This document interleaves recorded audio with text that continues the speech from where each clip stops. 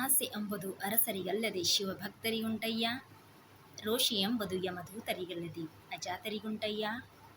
ಇಸಕಿ ಆಸೆ ನಿನಗೇಕೆ ಈಶ್ವರ ಒಪ್ಪನು ಮಾರಯ್ಯ, ಪ್ರಿಯ ಅಮರೇಶ್ವರ ಲಿಂಗಕ್ಕೆ ದೂರ ಮಾರಯ್ಯ. ಇದು 1999ದಾಗ 10ನೇ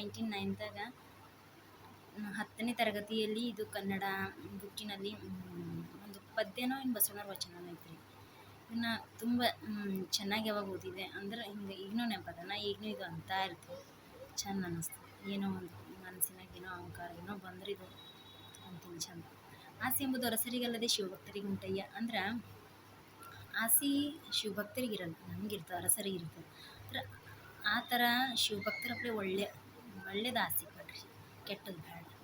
ರೋಷಿ ಎಂಬುದು ಯಮದೂತರಿಗಲ್ಲದೆ ಅಜಾತರಿ ಅಂದ್ರೆ ರೋಷಿ ಯಮಗಿರ್ತದೆ, ಮನುಷ್ಯರಿಗಿರಲ್ಲ.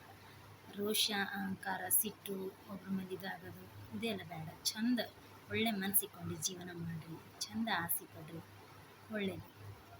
ಮತ್ತು ಇಸಕಿ ಆಸೆ ನಿನಗೇಕೆ ಈಶ್ವರ ಒಪ್ಪನು ಅಂದ್ರೆ ಇಷ್ಟು ಯಾಕೆ ಆಸೆ ಪಡ್ತೀನಿ, ಸ್ವಲ್ಪ ಒಳ್ಳೆ ಆಸೆ ಪಡು, ಕೆಟ್ಟ ಆಸೆ ಬೇಡ. ಪ್ರಿಯ ಅಮರೇಶ್ವರ ಲಿಂಗಕ್ಕೆ ದೂರ ಮಾರಯ್ಯ ಅಂದ್ರೆ ನೀ ಇಷ್ಟು ಕೆಟ್ಟ ಆಸೆ ಹೀಗೆಲ್ಲ ಕೆಟ್ಟದ್ದು ಯೋಚನೆ ಹಿಂಗೆಲ್ಲ ಇದ್ರೆ ನೀವು ದೇವ್ರದಿಂದ ದೂರ ಇರ್ತೀವಿ, ನೀವು ಸನಿ ಇರಲ್ಲ ದೇವ್ರದಿಂದ, ದೇವ್ರ ನಿಮ್ಮ ಜೊತೆ ಇರಲ್ಲ ಅಂತಿದ್ರೆ ಅರ್ಥ ಅದ.